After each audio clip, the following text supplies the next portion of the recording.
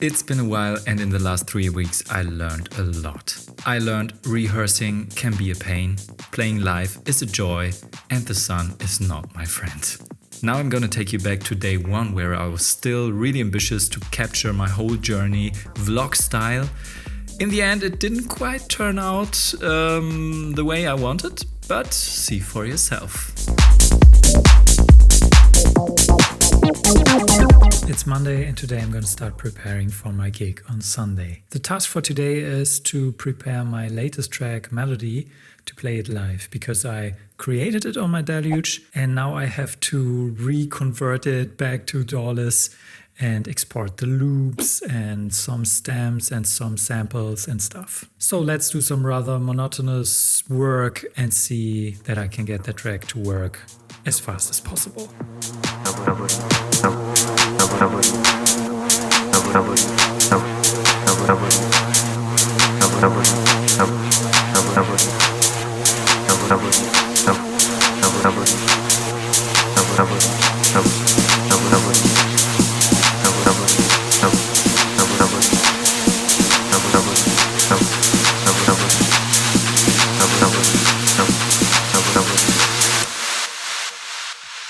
My files and samples are ready now, at least the first batch. I didn't export any of the electric guitar or synthesizer voices because I just wanted to get a feeling for if the track works like this and how much of the final production I really have to add, or if I loop some of my electric guitar stuff live and so on. So yeah, let's start.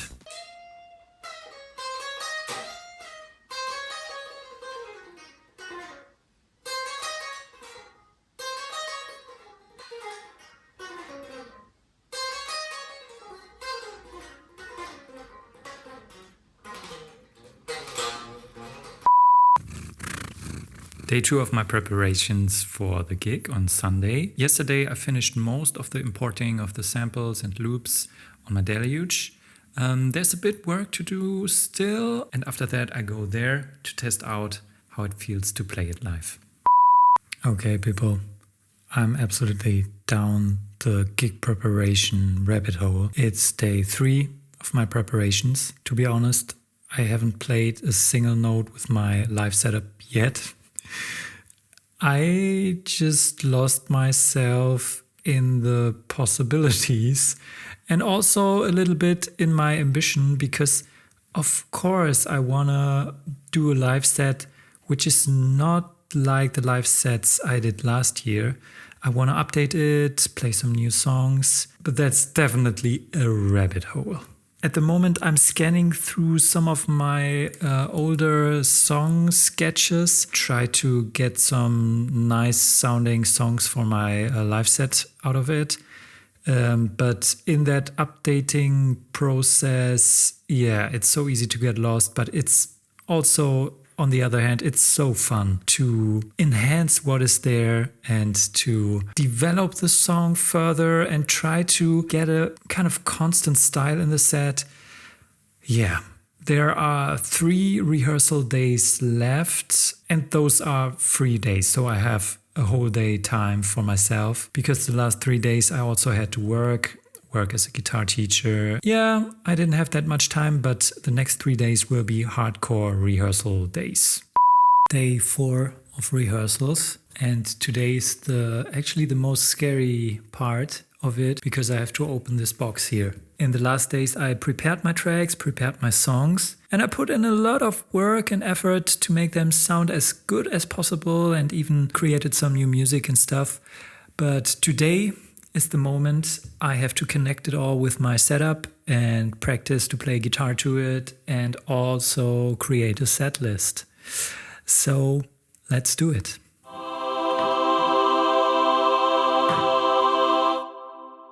Now back to work with repatching and reorganizing my board. Most of the work is just not being dumb and connect the right cables with the right gear. You'd be surprised how many mistakes one can make with those simple tasks.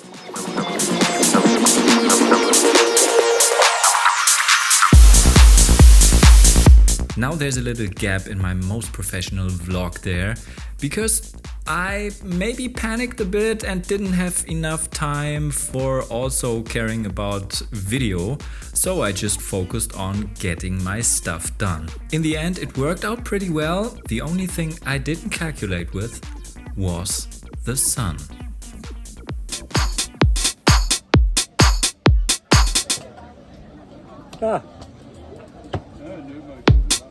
That was just one of the 2 or 3 blackouts in the set, just because I couldn't see the buttons.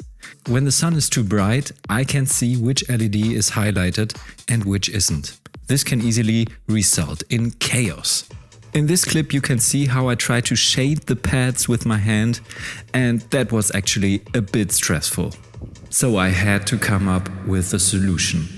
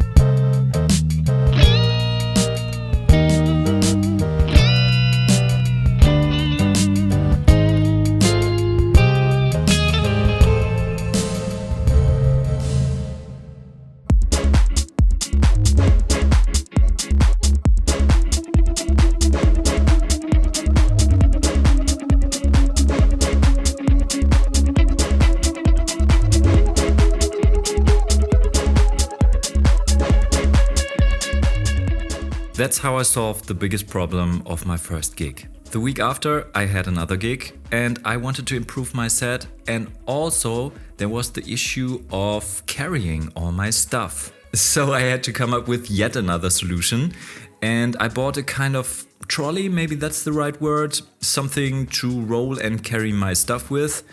And that worked out kind of fine, but it was still heavy to pull.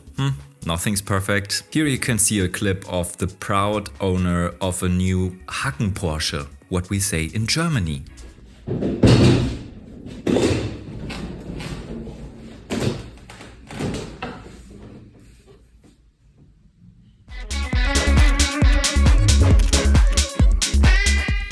Talking about problems and solutions, I also realized that in my little synth cave, I couldn't really see the buttons of my MIDI controller. So I had this brutal idea to glue toothsticks to those poties so I could feel the position of them.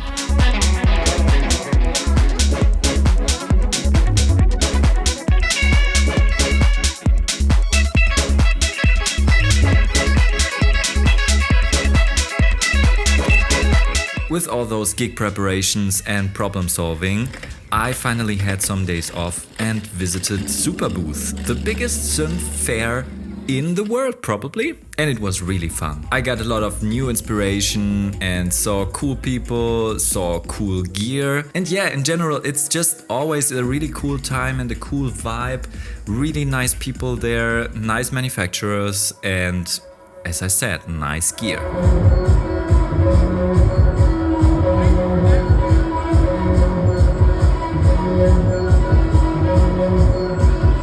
I'll keep you updated if maybe some new synth visits my home this year. On the last day of Superbooth, I had to leave early to get to my gig on time, which in fact I wasn't.